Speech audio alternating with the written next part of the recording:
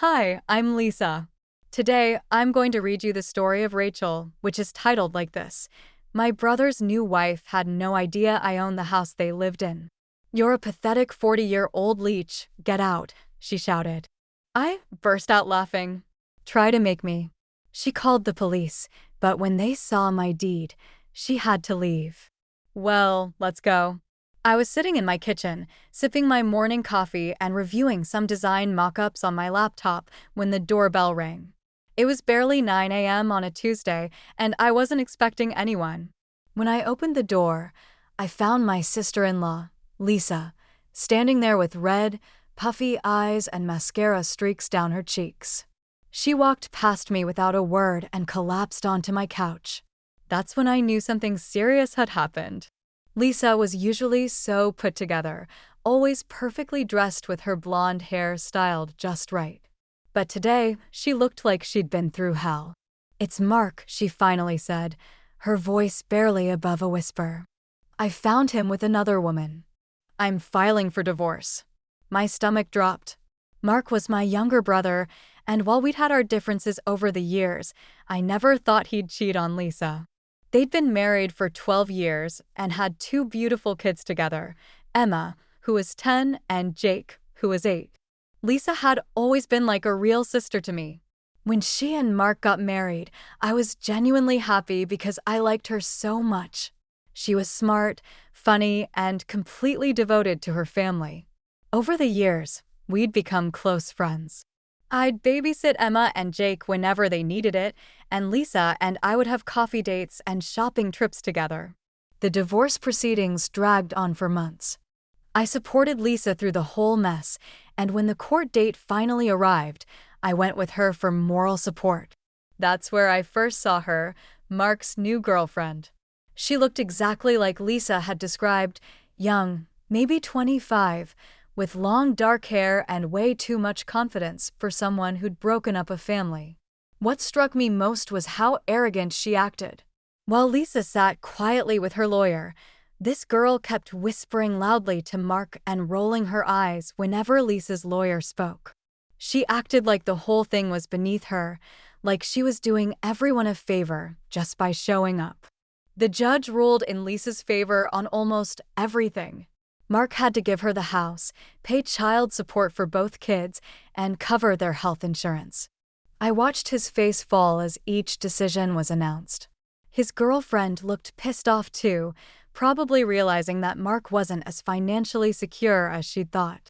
After the hearing, Mark tried to corner me in the courthouse parking lot. "Rachel, I need you to understand something," he said, running his hands through his hair.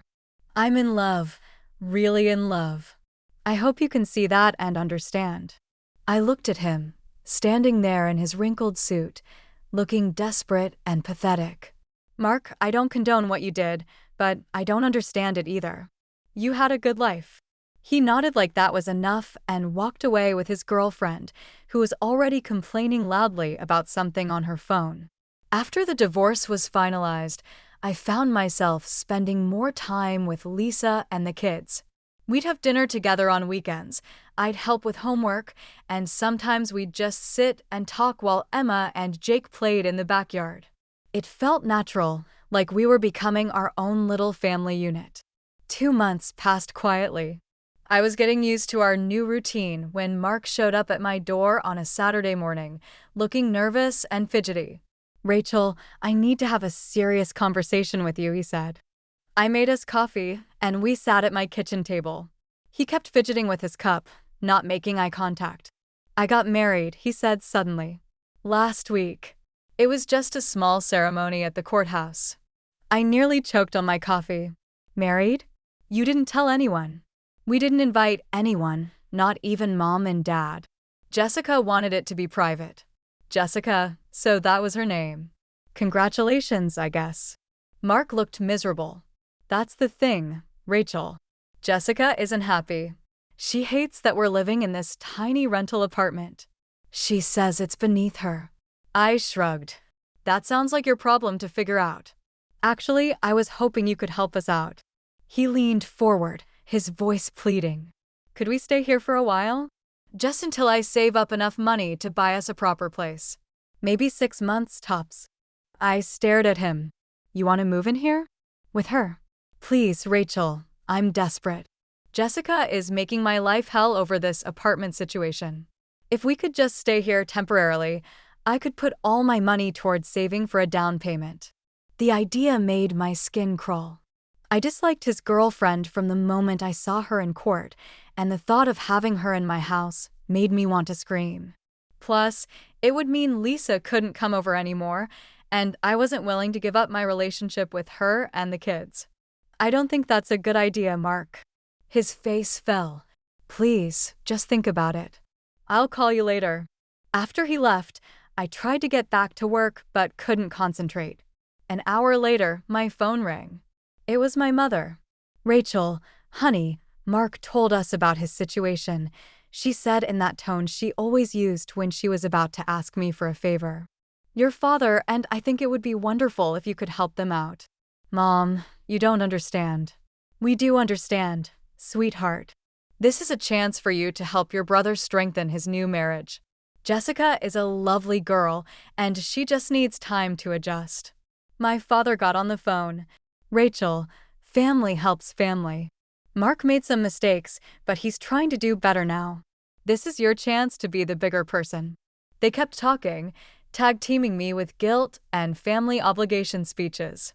I found myself getting worn down by their persistence. Fine, I finally said, but only for a few months. Oh, thank you, honey. You're doing the right thing, my mother gushed. After I hung up, I sat in my kitchen feeling like I'd just made a huge mistake, but it was too late now. I called Mark back and told him they could move in. A week later, I was sitting in my living room, working on a logo design, when I heard a truck rumbling up my driveway. Through the window, I watched as Mark jumped out of the passenger seat of a moving truck, followed by Jessica. She was wearing designer jeans and high heels, completely inappropriate for moving day, but that seemed to be her style. The truck was huge, way bigger than I'd expected for 2 people moving from a small apartment. As the movers started unloading boxes and furniture, I realized most of it had to be Jessica's stuff. There were at least 20 boxes labeled Jessica's clothes and Jessica's shoes, plus a massive vanity table, a treadmill, and what looked like enough beauty products to stock a salon. I opened the front door as they approached. Hey, Rachel, Mark said, giving me an awkward hug. Thanks again for this. Jessica walked right past me without even acknowledging my existence. She just swept into my house like she owned the place, her heels clicking on my hardwood floors. Jessica, Mark called after her. This is my sister, Rachel. She turned around and gave me a look like I was something stuck to her shoe. Hi, she said flatly, then immediately went back to examining my living room. I watched in amazement as she walked through my house, opening doors and peering into rooms like she was shopping for real estate. She went upstairs without asking, and I could hear her heels clicking around up there. Jessica came back downstairs a few minutes later with a satisfied look on her face. I like the master bedroom, she announced. The one with the walk-in closet. That's where we'll sleep. I laughed, thinking she was joking. That's actually my room. I'm not planning to move out of it. Jessica shrugged, like my response was irrelevant. Well, I want that room. It's the biggest, and it has the best closet space. I stared at her, waiting for Mark to say something, but he just stood there, looking uncomfortable. Those are your problems to figure out, I said, using the same words I'd used with Mark earlier. I'm going to make some coffee. I walked into the kitchen, needing a moment to process what had just happened. Behind me, I could hear Mark and Jessica whispering furiously in the living room. A few minutes later, I heard Jessica's heels stomping up the stairs. When I came back out with my coffee, Mark was directing the movers to take boxes to one of the smaller bedrooms upstairs. Everything okay? I asked. Fine, he said, not meeting my eyes. Jessica just needs time to settle in. The movers finished unloading around dinner time. I ordered pizza, figuring it would sman easy first meal together. When it arrived, I called upstairs for Mark and Jessica to come eat. Jessica came down wearing different clothes. Apparently, she'd already unpacked her entire wardrobe and sat at my dining table like she was doing me a favor. So I said, trying to make conversation, "Mark tells me you two had a courthouse wedding. That must have been nice and intimate." Jessica's face darkened. "It was horrible. I wanted a real wedding with flowers and a dress and guests. Instead, I got 15 minutes in some ugly government building." Mark looked mortified. "Jessica, we talked about this. We wanted to keep it simple." "You wanted to keep it simple," she snapped. "I wanted a real wedding." I could see this was a sore subject, so I tried to change the topic. "Well, what do you do for work, Jessica?" "I don't work right now," she said, picking at her pizza like it was contaminated. "I'm focusing on other things." "What kind of other things?" She waved her hand vaguely. "Just stuff. Mark makes enough money for both of us." I glanced at Mark, who was staring at his plate. Given that he was paying child support and had just lost his house in the divorce, I doubted he was making enough money for Jessica's expensive tastes. After dinner, I was about to bring up house rules when Mark suddenly grabbed my arm. "Rachel, can I talk to you in the kitchen for a second?" He pulled me away from the table before I could answer. "Listen," he whispered urgently, "I forgot to mention something important. Jessica thinks this house belongs to me. She thinks I'm just letting you live here out of the goodness of my heart." I stared at him. "Are you out of your mind?" "It's temporary," he said quickly. "She doesn't need to know the truth. In a few months, we'll have our own place and it won't matter." "Mark, this is insane. You can't lie to your wife about something this big."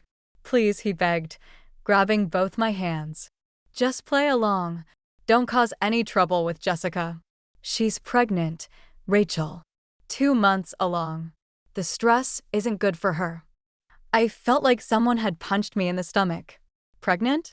That explained a lot. The quick marriage, the desperate need for a stable living situation, Jessica's attitude. I looked through the kitchen doorway at Jessica, who was now sprawled on my couch, scrolling through her phone. She was going to have a baby, and she thought she was living in her husband's house with his spinster sister as some kind of charity case. "Rachel, please," Mark whispered. "I know it's a lot to ask, but I'm desperate here. Just don't contradict her if she says anything about the house being mine. In a few months, I'll have enough saved up and we'll be out of your hair." I wanted to scream. I wanted to throw them both out right then and there, but Mark looked so pathetic, and despite everything, he was still my little brother. "Fine," I said through gritted teeth, "but this better not last long." "Thank you," he said, hugging me.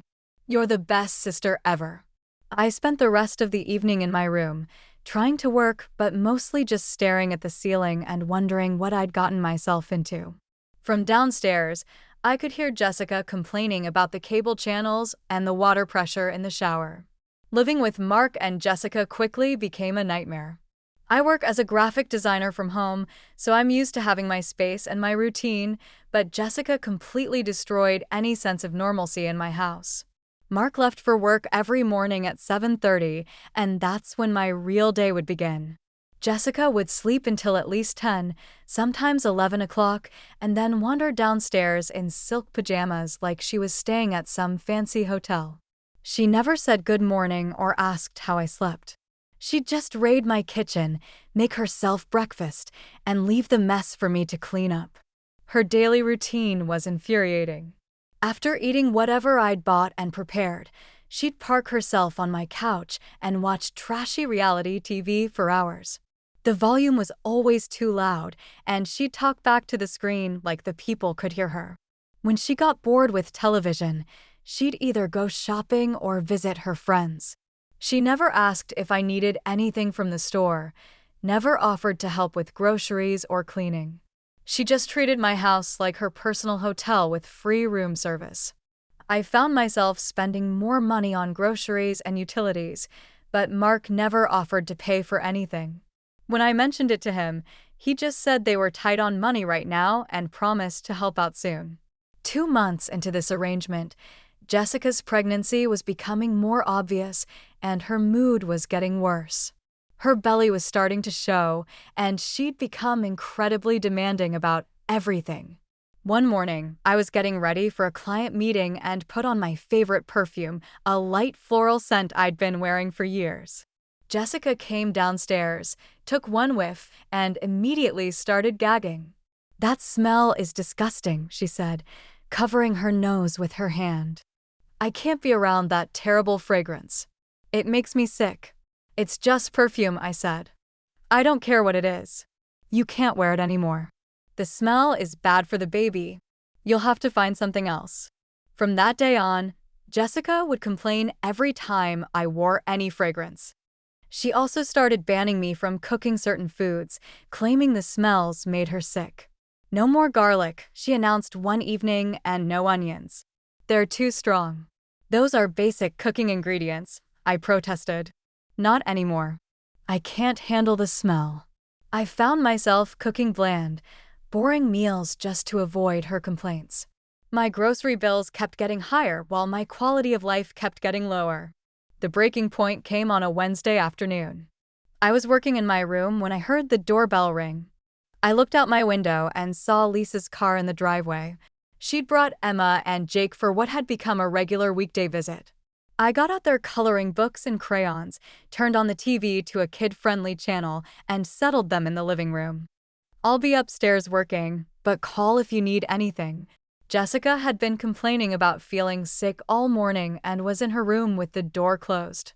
I figured she was napping, so the kids would be fine downstairs for a couple of hours. I worked for about an hour, listening to Emma and Jake playing and occasionally laughing at something on TV. They were being perfectly normal kids, not too loud, just having fun. Then I heard Jessica screaming. I ran downstairs to find her standing in the living room, her face red with anger. She'd scattered the kids' coloring books across the floor, and Emma was crying while Jake stood frozen by the couch. "What happened?" I asked.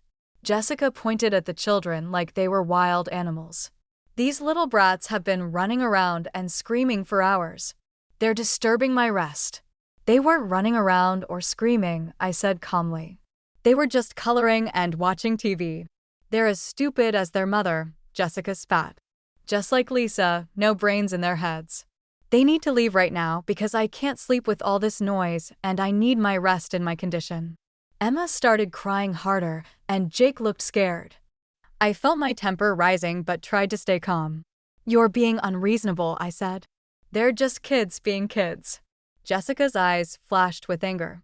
"Don't tell me I'm being unreasonable. This is my house too, and I have rights."